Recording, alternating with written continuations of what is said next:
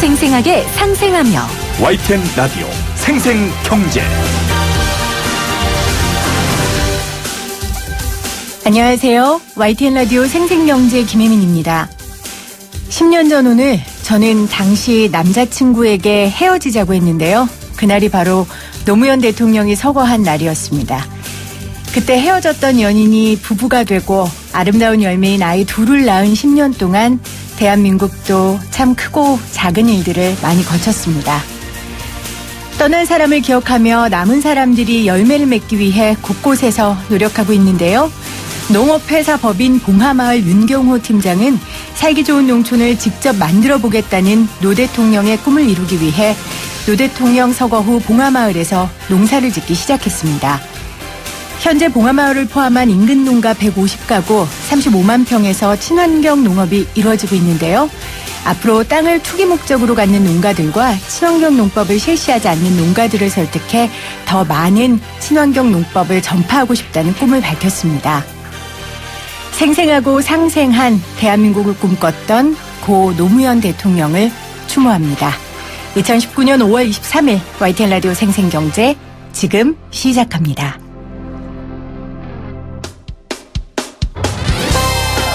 쉬운 경제, 살아있는 경제, 우리 집 경제 이야기, YTN 라디오 생생경제.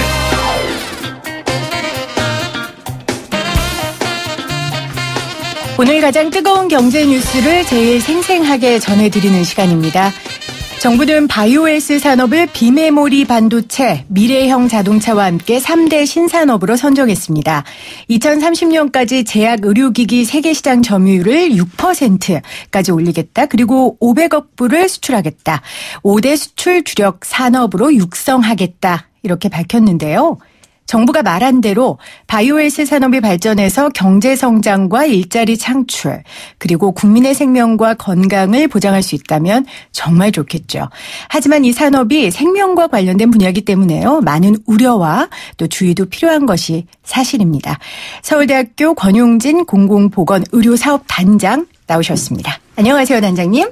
네, 서울대학교 병원 그렇죠. 권용진입니다. 서울대학교 병원, 네, 권용진 공공보건의료사업단장님 나오셨는데요. 정부가 이 바이오에스 산업 혁신 전략을 발표했는데 왜 생생경제에서는 서울대병원 공공의료사업단 단장님과 인터뷰를 할까? 궁금해하는 분들이 계실 것 같아서 먼저 공공의료사업단이 하는 일에 대해서 좀 짧게 설명을 해 주시죠. 서울대학교 병원 공공의료사업단은 정부가 추진하고 있는 많은 정책들을 같이 협조하기도 하고 네. 또 보기도 하면서 현재 우리나라 의료 시스템의 부족한 공공성을 높이기 위한 정책 연구나 사업 개발 같은 일들을 하고 있습니다. 네, 정부가 내놓는 의료 관련 정책들을 함께 만들어 나가기도 하고 또 평가하기도 하고 그런 일들을 하고 계십니다. 자, 그러면 이제 어제 발표한 거예요. 바이오 헬스 산업 육성 방안에 대해서 우리 원장님의 단장님의 생각이 좀 궁금한데요. 일단 공공의료는 많은 사람들이 공평하게 건강권을 보장받는 걸 말하는 거죠. 그렇습니다. 그러면 정부의 이번 발표가 이런 부분이 잘 반영이 돼 있는지 그런 기준으로 많이 보셨을 것 같아요. 어떠세요? 사실 그런 기준으로 보았다기보다는 네. 정말 정부의 절절함이 묻어난 발표가 아니었나. 어떤 절실하며? 미래의 새로운 먹거리를 만들어야 하는 그런 국가 전체적인 역사에서의 위기감, 또 그거를 돌파해야 되는 어떤 정부가 됐든 현재 상황에 대한 고민 이런 네. 것이 묻어난 그런 내용이었다고 생각이 됩니다. 구체적인 내용은 사실 속속들이 아직 자세하게 발표되지 않고 보도자료만 나와 있는 상태라 네. 자세히 알 수는 없었지만 정부가 되게 많은 고민을 하고 있구나 이런 걸 느낄 수 있었습니다. 새로운 먹거리를 찾아야 한다는 그런 정부의 고민과 그 노력이 느껴졌다라고 하셨는데 그런데 이 새로운 먹거리를 의료 분야에서 찾았단 말이에요. 이게 가능한 일입니까?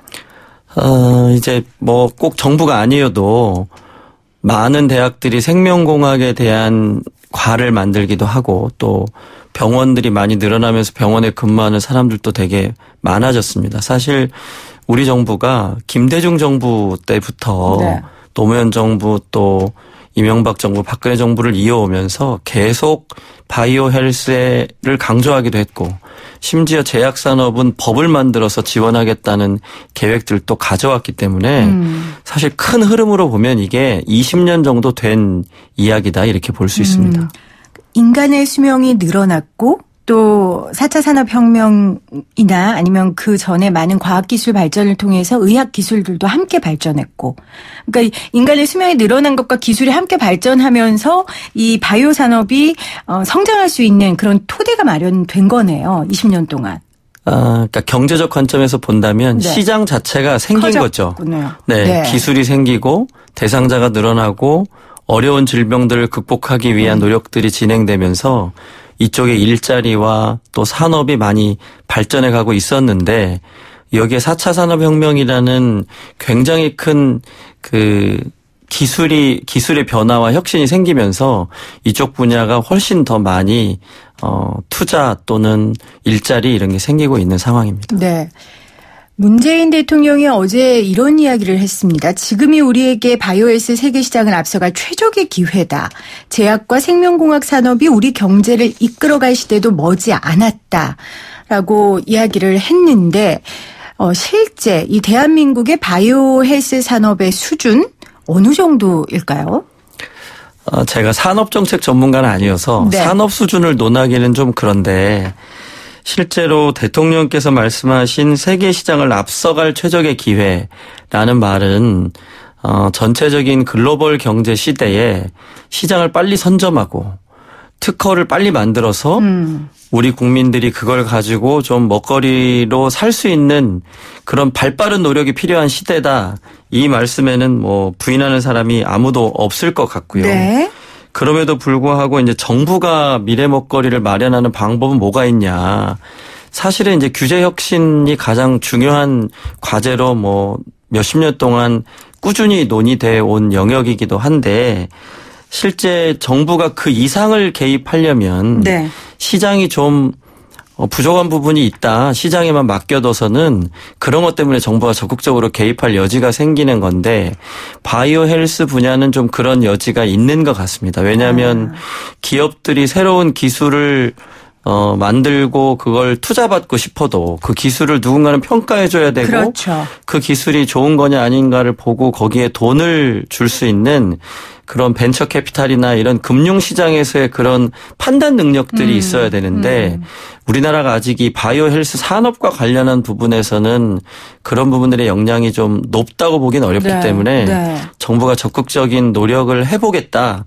이거 자체를 가지고 문제 삼기는 어렵지 않을까 네. 이렇게 생각합니다. 그러니까 정부가 할 수 있는 게 이제 규제를 좀 완화해 주는 거, 규제 혁신이라고 말씀하셨고요. 또 하나는 적극적인 투자를 하는 건데 지금까지 한 20년 동안에는 이 규제 혁신에 좀 포커스를 맞췄다면 이제는 적극적으로 돈과 이런 노력들을 정부에서 투자하겠다라는 의지를 밝혔고 그게 세계적인 흐름에 맞는 것이다. 그건 부인할 수 없다라고 얘기를 해 주셨어요. 자, 그렇다면 이제 우리 단장님은 의사시기도 하면서 공공의료 단장이시니까요. 정부가 제시한 전략들 중에 가장 의사로서 공공의료를 꿈꾸는 사람으로서 반가웠던 내용이 있습니까? 아까 구체적이지는 않다고 하셨지만 그 전제는 저희가 하고요. 네. 사실 반가웠다는 내용이 구체적으로 뭐가 있냐 이러면 사실 잘 모르겠고요. 아직까지 네. 내용은.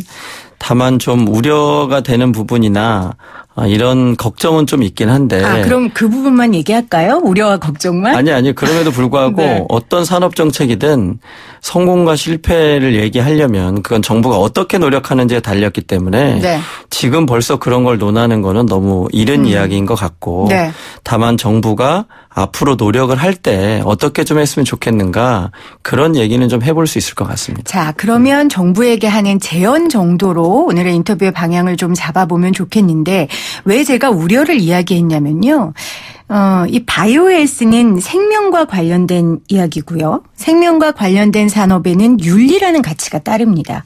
그렇기 때문에 민간이 100% 주도해서도 안 되고 또 정부가 100% 주도해서도 안 되는 부분이잖아요. 그래서 여러 가지 우려들이 있다라는 그 말씀을 드렸던 거고요. 오늘 단장님께 그 제언을 좀 듣고자 하는데 그렇다면은 우리 얼마 전에 의료 민영화에 대한 논란이 굉장히 거셌잖아요. 반대로 정부가 이렇게 바이오헬스 산업에 적극적인 투자 지원을 하는 것에 대해서는 아까 산업적인 측면 말고요. 의학적인 측면에서 뭐 윤리적인 측면에서 우리가 어떻게 이해해야 할까요? 윤리적인 측면이라는 거는 사실 어느 정도 사회가 합의하느냐를 말하는 것이거든요. 네. 늘 옳다 그르다 이렇게만 말할 수는 없기 때문에 우리 사회에서 윤리적으로 합의한 수준이 어디냐, 그거는 이제 현재 만들어져 있는 생명윤리법 정도가 될 겁니다. 네. 그렇기 때문에 현재 합의한 수준을 어떻게 지킬 거냐, 이게 잘 지켜지면 된다고 생각이 되고요. 반면에 최근에 여러 가지 문제가 있는 이제 인허가 문제는 사실 굉장히 복잡하고 어려운 문제입니다. 왜냐하면 어느 정도 효과가 있는 거를 허가해 줄 거냐, 어느 정도 안전하고 유효한 거를 시장에서 사용하게 할 거냐, 이런 논의는 굉장히 디테일이 어렵습니다. 다만 정부가 방향을 지금까지는 너무 강하게 관리를 했다면 그 기준을 조금은 완화해서 네. 시장에 조금 빨리 진입할 수 있도록 해보겠다, 이렇게 지금 방향을 얘기한 거지, 그 구체적인 내용에 대해서는 아직 밝히고 있지 않아서 그 구체적인 논의를 해가는 과정에서 아마 사회적 합의를 좀 더 이끌어내야 하지 않을까, 이렇게 생각이 됩니다. 왜냐하면 국민들께서도 여러 인허가 과정이나 이런 거에 대한 우려가 있기 때문에 그렇죠. 사후감시 체계를 어떻게 만들 것이냐, 그거를 재평가해서 어떻게 최종적으로 시장에 진입할 때의 상품 완료, 이거는 이제 팔아도 돼, 이런 결정을 할 때까지는 상당한 감시 체계라든가 또 정부의 노력, 이런 것들이 필요할 것으로 예상이 됩니다. 그러니까 지금 현재 우리가 가지고 있는 생명윤리법을 기초로 해서 그래도 시장에 조금 진입을 빨리 할 수 있도록 법을 개정하겠다는 건데, 지금 우리가 많이 우려되는 이유 중에 하나가 이제 최근에 인보사 사태도요. 이게 유전학적 계통 검사 뭐 이런 부분들, 그러니까 검사의 과정이 투명하지 않았고 그걸 기업이 알았는데도 유통시켰고, 이런 문제들이란 말이에요. 기업의 논리에 의해 이게 진행이 됐고요. 아직 발표는 안 됐지만 이런 일이 더 많이 생길 수 있다는 우려가 있을 수 있잖아요. 그런 우려는 충분히 있을 수 있습니다. 네.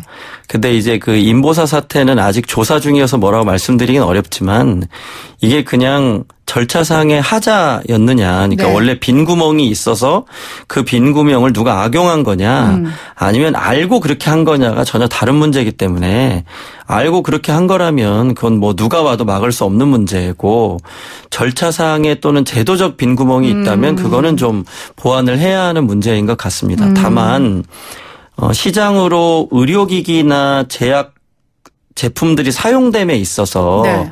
너무 마지막 단계까지를 강하게 지금까지는 규제해 왔다면, 시장에 조금 더 너무 위험하지 않은 거라면 시장에 빨리 진입하게 하되, 그 진입한 것을 연구 데이터를 같이 모아서 같이 그 데이터를 모아가지고 연구를 같이 하게 한다면 최종적으로 진입하는 시점이 좀 빨라지지 않겠느냐가 정부 고민으로 보입니다. 그렇구나. 그런데 어떤 제품을 그렇게 할 거냐, 그 기준을 어디까지 정할 거냐는 아직 정부도 고민을 하고 있는 것 같고, 내용이 구체적으로 밝혀져 있지는 않습니다.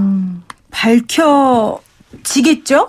왜냐하면 정부에서 이렇게 늘 아주 화려하게 목표를 발표해 놓고요. 그 뒤에 디테일한 것들을 제가 뭐 자세히 안 찾아봐서 그런지 몰라도 이렇게 나오는 경우를 제가 많이 못 봐가지고. 그렇게 말씀하셔서 좀 말씀을 네. 드리자면, 네. 이제 방향이나 그림 자체는 굉장히 많은 고민 끝에 나온 것으로 보이지만, 세부 계획들은 아직 구체적으로 만들어져 있지 않아서 세부 계획들이 하나하나 가는 과정이 모두 다 많은 논의를 거쳐야 그럼요. 되는 과정일 것 같습니다. 그걸 좀 지켜보면서 논의를 더 해야 할 것 같고, 다만 좀 부탁드리고 싶은 게 있다면, 이미 제약산업 같은 경우나 의료기기 산업이나 빅데이터 연구나 처음 하는 게 아니거든요. 이미 수천억의 돈을 정부가 예산을 써서 개발한 것도 있고, 또 빅데이터는 많은 연구를 해서 이미 빅데이터들을 연구자들에게 나눠준 돈만 보면 이미 빅데이터 연구를 하신 분들이 지금 다 상당한 데이터들을 가지고 있어야 맞아요. 그러면 그것부터 어떻게 좀 모아서 쓸 거냐를 고민해보고, 기존에 R&D 했던 방법들에 대한 결과 평가가 좀 공개가 되고 네. 거기서 드러났던 문제점들을 좀 수정하면서 다음 투자를 가는 게 좋지 않겠나. 이미 정부 예산으로 많은 일을 한 것들이 있기 때문에 네. 그 결과들이 좀 먼저 평가되고 공개됐으면 좋겠다. 이런 건 좀 부탁드리고 싶습니다. 그러니까 정부는 국가가 나아가야 할 방향을 정하는 거고요. 그 세부의 디테일한 전략과 제도를 짜는 건 전문가들과 함께 정말 머리를 맞대서 장기적인 전략을 짜는 게 굉장히 맞다고 생각하거든요. 이 분야뿐만 아니라 다른 신산업 분야도 정부에 그런 조금 협력할 수 있는 그런 태도가 조금 필요할 것 같고요.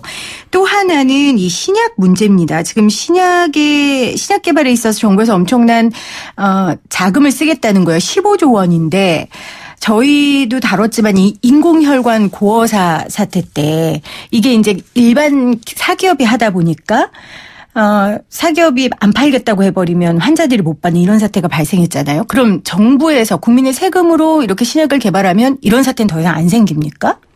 그런 건 아니죠. 네. 정부가 개발하는 약도 결국은 민간 기업들의 R&D를 지원하는 것이기 때문에 네.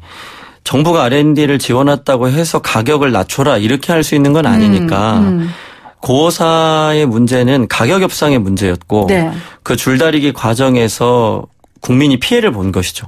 그건 국민을 볼모로 하는 회사와 또 국민이 약간 피해를 보더라도 가격을 너무 줄 수 없다는 정부랑 줄다리기 과정에서 국민이 피해를 본 아주 나쁜 사례로 우리가 볼 수 있습니다. 그런데 R&D 투자는 그거가 성격이 전혀 다른 것이기 때문에 네.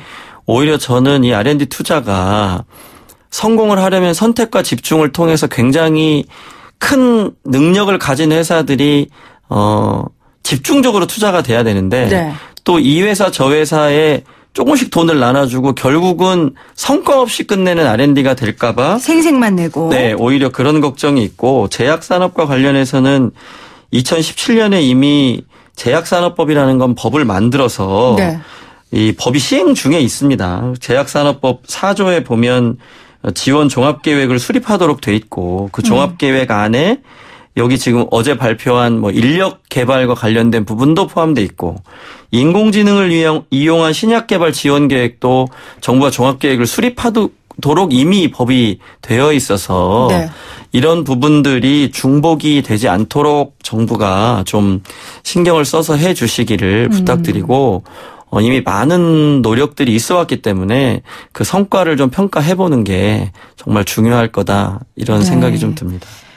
새로운 방향으로, 그러니까 새로운 사업을 펼치기 전에 이미 해놨던 것들을 잘 모아서 진짜 열매를 거둔, 그동안 뿌려놨던 씨를 거두는 그런 역할을 또 정부가 함께 해야 될 것 같고요. 또 하나는 이렇게 정부가 집중해서 하는 산업이라는 건 파이가 커지는 거 아닙니까? 돈과 사람이 몰리는 건데, 그러다 보면은 이 안에 너무 경쟁이 치열해지고, 또 그러다 보면은 결국은 이게 국민들의 건강권, 공평한 건강권을 보장받는데 좀 힘들어지지 않을까 하는 우려도 있는데요. 제가 그냥 성급한 우려입니까? 어떤 산업이든지 시작하는 단계에서는 시도하는 사람도 많고 또 경쟁에서 탈락하는 사람도 있기 마련인 것이죠. 그런데 오히려 정부 투자에 있어서 주의해야 할 점은 네. 진입하지 않아야 될 사람이 정부 투자를 노리고 진입하거나 아니면 탈락해야 되는 사람들이 빨리 탈락을 해야지 그게 경쟁력을 갖추게 되는데 정부 투자를 받아서 탈락이 늦어지거나 이렇게 했을 때 오히려 시장을 정부가 더 나쁘게 만드는 일을 할 수 있거든요. 네. 그래서 정부가 좀 그런 부분을 굉장히 고려해서 오히려 그렇게 하면 정부 투자가 산업 발전을 더 늦추는 역할을 할 수가 있기 때문에 산업이 적절하게 구조조정이 되고 또 M&A도 되고 발전해 갈 수 있도록 하는데 정부 돈이 들어가서 네. 좀 실질적으로 국가가 경쟁력을 갖추는 그런 일에 잘 사용될 수 있기를 바랍니다. 이게 우리 제약산업 영역에서 너무 건강보험이 가격을 정해주고 있기 때문에 그 정해진 가격만 가지고 R&D 대규모 R&D가 지금 일어나지 않아서 문제가 되는 것들이 있거든요. 네. 우리 제약산업 실태에. 그러니까 정말로 이번에는 이 제약산업 또는 바이오 산업이 정부 투자를 계기로 좀 국가 경쟁력, 세계적인 경쟁력을 갖추는 그런 기업이 좀 하나라도 나왔으면 좋겠습니다. 네. 오늘 어제 발표했습니다. 정부의 바이오에스 산업 촉진 방안에 대해서 오늘 서울대학교 병원 권용진 공공보건의료산업단장과 이야기 나눠봤습니다. 고맙습니다, 단장님. 네, 감사합니다.